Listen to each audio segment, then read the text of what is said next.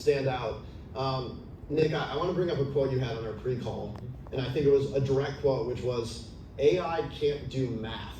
Yeah. And this surprised me because I thought AI would be very good at math. Yeah. Can you break down like what you meant by that and what the implications might be for people trying to use AI? Yeah. So, and just to make this more specific, I mean LLMs specifically, and very important for sort of like Amicus, and you had a different perspective, and I'd love for you to share that. What is really important for what we're doing is accuracy of the numbers.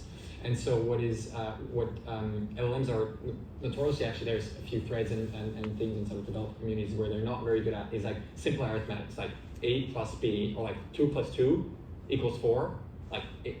It's basically a hit and miss. And so that's the type of operation. What that means for like you guys, but also for us building accounting software is at the end of the day, certain things can't be left to chance. Like you need the deterministic outcomes, not just an undeterministic like probability. It may land on 4, but it could also be a 5 as the answer. And so what we've done internally is the way we've architected and implemented these LLMs in terms of data tables and so forth. We do the math in our system, quote unquote, and then just provide the outputs where needed into the LLMs that they can process for chat interaction or whatever it may be. So that was really, we read about that and heard about that basically, but we saw it firsthand, which was kind of interesting to see, and again, very counterintuitive actually to what you'd expect. Right, and you had a different maybe take. Yeah, I mean, I've been talking about how I use data for ChatGPT all the time, yeah.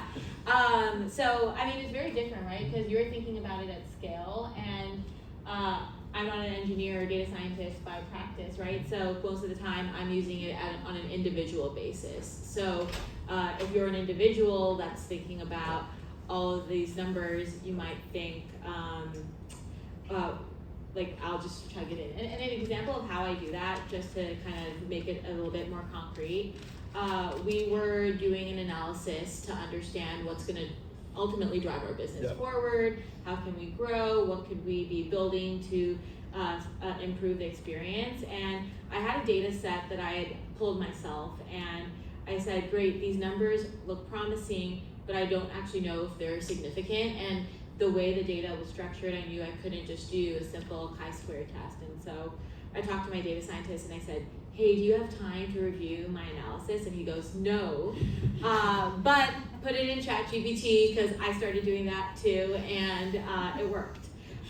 So that's it, but it's very different than LLMs. And so I'm simultaneously spot checking and viewing the data as I get it. So I'm sure if it said something completely crazy, I would pick it up. So. And that in itself is maybe a valuable lesson. Like things just fluctuate. Like the fact that it's not always the same outcome potentially on even with the slight nuance of a task that you give it, sort of means that for certain professions and things you need to do, you may want to just double check the outcome. I think it's